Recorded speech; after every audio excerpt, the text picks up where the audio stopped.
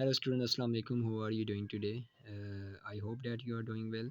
आज हम unit number 15 का एक अहम टॉपिक कवर करेंगे, इलेक्ट्रोमैग्नेटिक इंडक्शन, जो कि पेज नंबर 125, 126 और 127 पे दिया हुआ है। इसके अलावा चैप्टर नंबर 15 के स्मार्ट सिलेबस के अकॉर्डिंग जो आपके टॉपिक शामिल हैं, ठीक है, वो आपको नेक्स्ट वीडियो में मैं मार्क भी करवा दूँगा। तो स्टार्ट करते हैं। What is electromagnetic induction?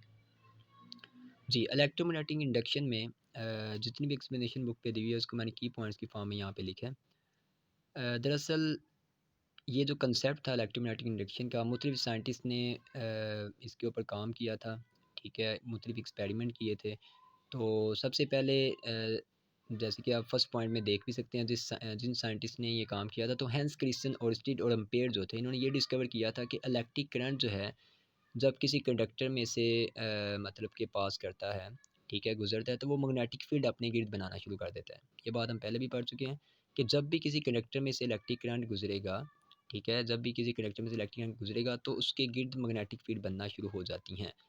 अब माइकल फैराडे ने कहा था कि ये प्रोसेस रिवर्स भी हो सकता है, यानी कि मैग्नेटिक फील्ड जो है, इससे इलेक्ट्रिक करंट भी जनरेट हो सकता है, ठीक है। और यही बात जोसेफ हेनरी ने भी कही थी कि मैग्नेटिक फील्ड के चेंज होने से, ठीक है, इलेक्ट्रिक करंट जो है वो प्रोड्यूस हो सकता है, ठीक है। लेकिन जोसेफ हेनरी ने ये अगरचे एक्सपेरिमेंट पहले किया था, लेकिन माइकल फैराडे जो था, इसका काम पहले पब्लिश हुआ था, तो इसी वजह से ज़्यादा पजीराई जो थी वो माइकल फैराडे को ही मिली थी।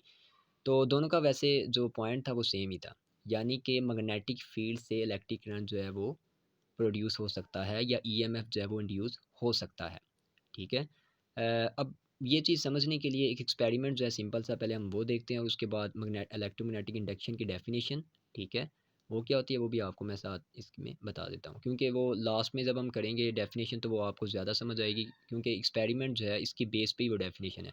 तो पहला जो हमारे पास यहाँ पे एक्सपेरिमेंट है उसमें यह है कि एक हमारे पास प्लेन है, प्लेन सरफेस है, ठीक है, जो कि परपेंडिकुलर है, ठीक है। यहाँ पे अगर आप देखें तो ये इसकी डायरेक्शन जो है मैग्नेटिक फील्ड की डायरेक्शन के परपेंडिकुलर है, ठीक है। ये प्लेन इस वक्त परपेंडिकुलर और यहाँ पे ये पैरेलल है, अलोंग द ग्राउंड जो है इसको रखा गया है, ठीक है, ज़मीन के ऊपर। और ये जो है इस वक्त इसकी जो डायरेक्शन है वो प्लेन की, वो आप कह सकते हैं कि वो परपेंडिकुलर। अब मैग्नेटिक फील्ड लाइन जब इस प्लेन में से गुजरेंगी, यहाँ पे ये ब्लैक लाइंस आपको नज़र आ रही हैं, ये बेसिकली मैग्नेटिक फील्ड लाइंस हैं, ठीक है, जिसको आप बी के साइन से भी इंडिकेट करते हैं। अब जितनी ज़्यादा लाइंस, मैग्नेटिक लाइंस इसमें से गुजरेंगी, इसमें से पास करेंगी, उतनी ही मैग्नेटिक फील्ड स्ट्रेंथ जो है वो ज़्यादा होगी। तो मैग्नेटिक फील्ड स्ट्रेंथ दरअसल डिपेंड करती है कि एक सरफेस में से कितनी मैग्नेटिक लाइंस जो है वो गुजरी हैं, ठीक है। अगर कम लाइंस गुजरेंगी तो मैग्नेटिक फील्ड की स्ट्रेंथ कम होगी, ठीक है। अगर ज़्यादा लाइंस एक सरफेस में से पास करती हैं तो मैग्नेटिक फील्ड स्ट्रेंथ जो है वो भी मैक्सिमम होगी, ज़्यादा होगी। इसके अलावा अगर आप इस डायग्राम में देखें तो यहाँ पे जो सरफेस थी वो अलोंग द ग्राउंड है, ठीक है, यानी कि वो पैरेलल है, तो यहाँ पे मैग्नेटिक फील्ड लाइंस पास नहीं करेंगी इस सरफेस में से, जिसकी वजह से क्या होगा कि मैग्नेटिक फील्ड की स्ट्रेंथ जो है वो मिनिमम होगी, ठीक है, क्योंकि इसमें लाइंस पास नहीं कर रही, इसको कट नहीं कर रही, तो इसी वजह से मैग्नेटिक फील्ड स्ट्रेंथ मिनिमम, और यहाँ पे पास कर रही हैं तो मैक्सिमम। अब इसके एक फार्मूला भी है हमारे पास मैग्नेटिक फील्ड स्ट्रेंथ का, फार्मूला है बी ए कॉस थीटा, ठीक है। यहाँ पे हमारे पास बी से मुराद मैग्नेटिक फील्ड लाइंस हैं, ए से मुराद area of this plane surface, ठीक है, और थीटा से मुराद एंगल है, यानी कि angle between A and B, के बी और ए से मुराद यहाँ पे एरिया है। बेसिकली इस वक्त जो परपेंडिकुलर सरफेस आपको ये नज़र आ रही है, इस यहाँ पे एरिया की डायरेक्शन जो है वो बी की डायरेक्शन के अलॉन्ग ही है। तो दोनों की डायरेक्शन जब सेम होगी तो इनके दरमियान जो एंगल होगा वो 0 डिग्री होगा। तो कॉस थीटा में आप कॉस 0 पुट करें, कॉस 0 1 के इक्वल होता है, और 1 जब बी ए से मल्टीप्लाई होगा तो बी ए हमारे पास आंसर आ जाएगा। तो मैग्नेटिक फील्ड जो स्ट्रेंथ है वो मैक्सिमम होगी अगर हमारे पास ए और बी के दरमियान एंगल जो है वो 0 डिग्री का हो, या ये प्लेन जो है वो परपेंडिकुलर हो, ठीक है। दूसरे केस में अगर आप देखें, जब मिनिमम वैल्यू आती है मैग्नेटिक फील्ड स्ट्रेंथ की, तो फिर क्या होता है, ए और बी के दरमियान जो एंगल होता है वो 90 डिग्री का होता है, ठीक है। तो कॉस 90 जब आप पुट करेंगे तो आंसर 0 आएगा, और 0 को जब बी ए से मल्टीप्लाई करेंगे तो आंसर 0 आ जाएगा। तो मैग्नेटिक फील्ड स्ट्रेंथ 0 या मिनिमम उस केस में है अगर एरिया और जो मैग्नेटिक फील्ड लाइंस हैं उनके दरमियान एंगल 90 का बन जाए तो, ठीक है, या ये प्लेन जो है वो पैरेलल हो मैग्नेटिक फील्ड लाइंस के। अच्छा, उसके बाद मैग्नेटिक फील्ड स्ट्रेंथ जो है, इसकी क्या डेफिनेशन है? Number of magnetic lines of force passing through unit area of any surface is called magnetic field strength. मतलब कि एक ख़ास एरिया में से जितनी नंबर ऑफ़ मैग्नेटिक लाइन्स जो हैं पास करती हैं, ठीक है, उसको हम मैग्नेटिक फ़ील्ड स्ट्रेंथ कहते हैं, या इसको मैग्नेटिक फ़ील्ड इंटेंसिटी भी कहा जाता है। तो ज़्यादा नंबर मैग्नेटिक लाइन्स अगर पास करती हैं एक एरिया में से, तो मैग्नेटिक फ़ील्ड स्ट्रेंथ ज़्यादा होगी, और अगर कम पास करती हैं, ठीक है, तो मैग्नेटिक फ़ील्ड स्ट्रेंथ जो है वो भी कम होगी, ठीक है।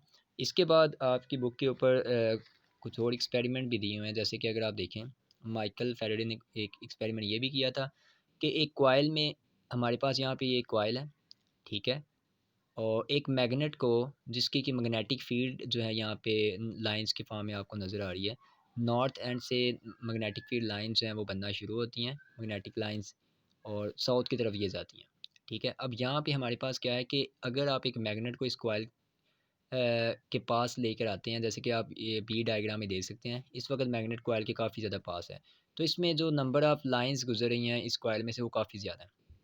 तो अगर नंबर ऑफ़ लाइंस ज़्यादा गुजरेंगी कॉइल में से, तो इसमें करंट भी ज़्यादा इंड्यूस होगा, ईएमएफ भी ज़्यादा इंड्यूस होगा।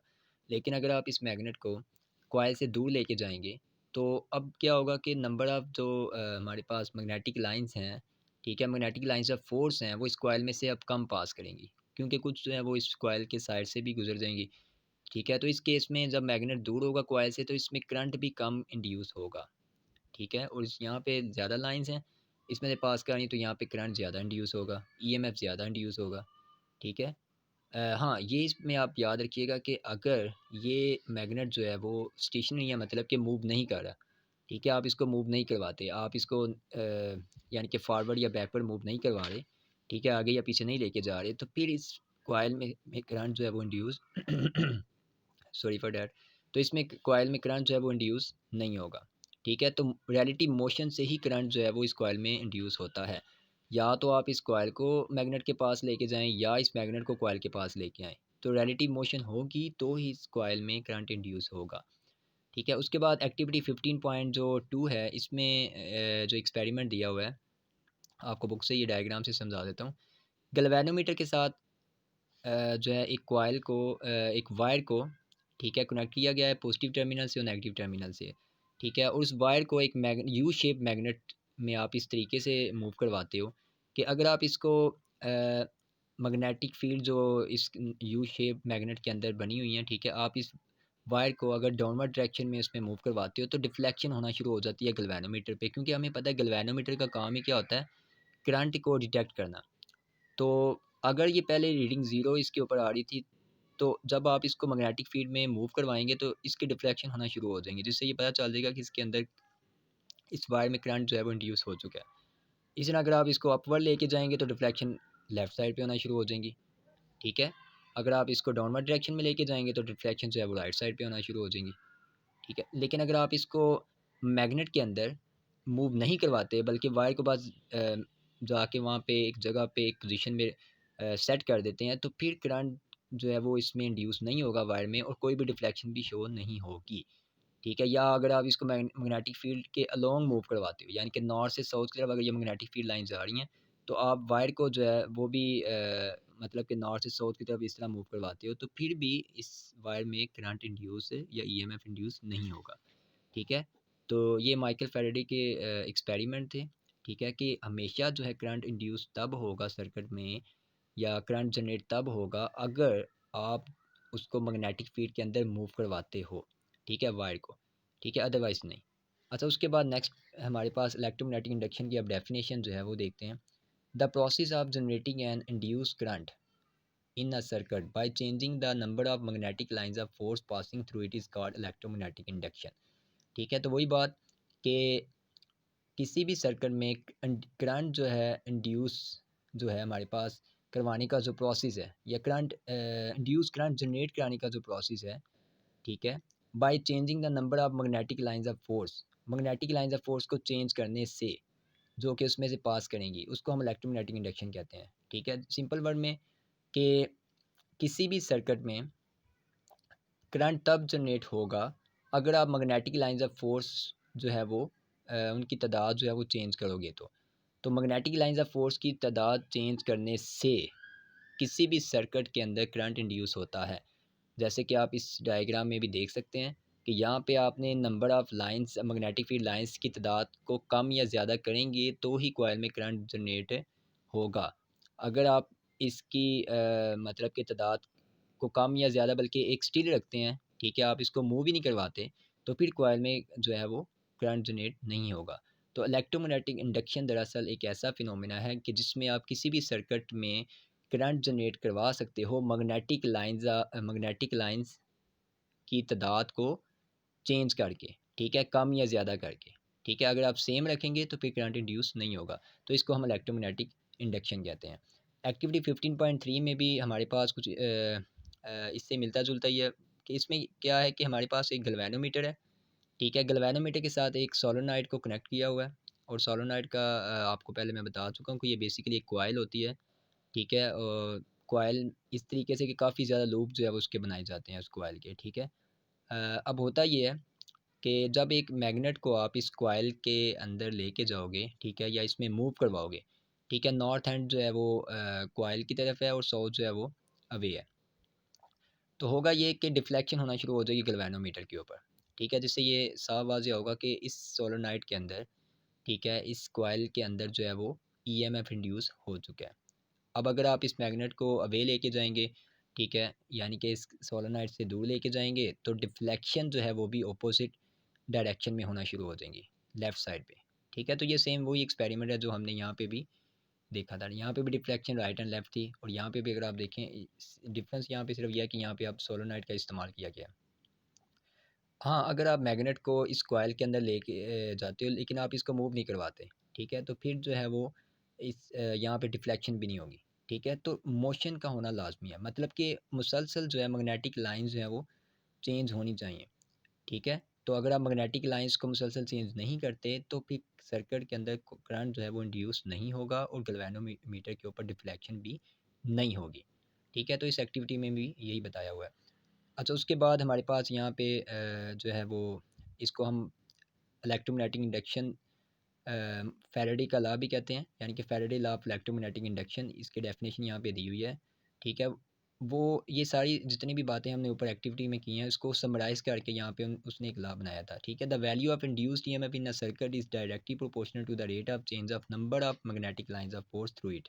मतलब ये है कि किसी भी सर्किट के अंदर, ठीक है, इंड्यूस्ड ईएमएफ या करंट जितना जनरेट होता है वो डायरेक्टली प्रोपोर्शनल होता है मैग्नेटिक लाइंस ऑफ फोर्स की तादाद के चेंज होने से, ठीक है। मतलब ये है कि जितना ज़्यादा आप मैग्नेटिक लाइंस को चेंज करेंगे उतना ही सर्किट के अंदर ईएमएफ इंड्यूस होगा, ठीक है।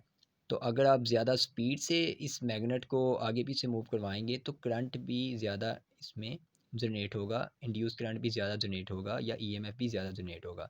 और अगर आप मोशन इसकी स्लो रखते हैं, ठीक है, आप इसको स्लोली जो है वो मूव करवाते हैं आगे पीछे, तो फिर इतना करंट जो है वो इंड्यूस नहीं होगा, ठीक है। तो ये बेसिकली ये बात जो है माइकल फैराडे ने अपनी जितनी भी एक्सपेरिमेंट थे उसकी बेस पे लिखी कि ईएमएफ जो इंड्यूस होता है सर्किट के अंदर वो डायरेक्टली प्रोपोर्शनल होता है rate of change of number of magnetic lines of force. मतलब कि मैग्नेटिक लाइंस ऑफ फोर्स, ये जो मैग्नेटिक लाइंस हैं, ठीक है, इसकी तादाद को अगर आप चेंज करते हैं तो जिस स्पीड से चेंज करेंगे ईएमएफ भी उसी स्पीड से या उतने ही मैग्नीट्यूड से चेंज होगा, ठीक है, ईएमएफ भी उतना ही जनरेट होगा, ठीक है। तो ये हमारे पास है फर्स्ट लॉ जो है वो माइकल फैराडे का जो लॉ था, ठीक है। इसके कुछ फैक्टर्स भी दिए हुए हैं नेक्स्ट पेज पे, ठीक है। फैक्टर्स अफेक्टिंग इंड्यूस ईएमएफ, यानी कि एक सर्किट में जो ईएमएफ इंड्यूस होता है वो किन फैक्टर्स पे डिपेंड करता है। तो उसमें हमारे पास पहला फैक्टर है speed of relative motion of the coil and the magnet, ठीक है। मतलब कि आप कॉइल को कितनी स्पीड से मैग्नेट को कितनी स्पीड से कॉइल के पास लेके जाते हैं या कॉइल को कितनी स्पीड से मैग्नेट के पास लेके आते हैं। तो इनकी जो रिलेटिव मोशन है, ठीक है, अगर तो वो ज़्यादा है तो हमारे पास क्या होगा, इंड्यूस्ड ईएमएफ भी ज़्यादा होगा। इसी तरह number of turns of coil, अगर तो हमारे पास कॉइल में ज़्यादा लूप्स हैं, ठीक है, नंबर ऑफ़ टर्न्स ज़्यादा हैं, तो फिर भी इंड्यूस्ड ईएमएफ जो है वो ज़्यादा होगा, ठीक है। अगर सोलेनोइड में हमारे पास लूप्स जो है नंबर ऑफ़ लूप्स कम है, 2-3 ही है सिर्फ, तो फिर जो करंट इंड्यूस होगा वो भी हमारे पास क्या होगा, कम होगा, ठीक है। तो ये हमारे पास इलेक्ट्रोमैग्नेटिक इंडक्शन का टॉपिक यहाँ तक कंप्लीट हो जाता है, ठीक है। अब इसमें जो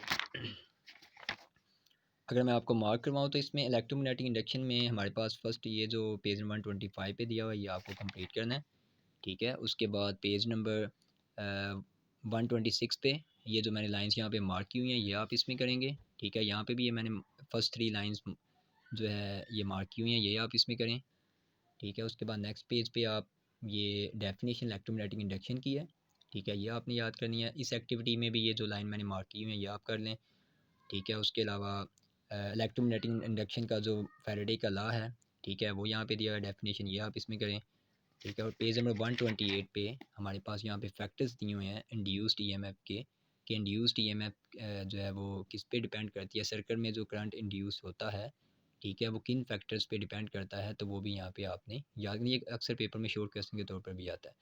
तो यहाँ तक आपका ये इलेक्ट्रोमैग्नेटिक इंडक्शन का टॉपिक जो है वो कंप्लीट हो जाएगा। Okay, thank you, have a nice day.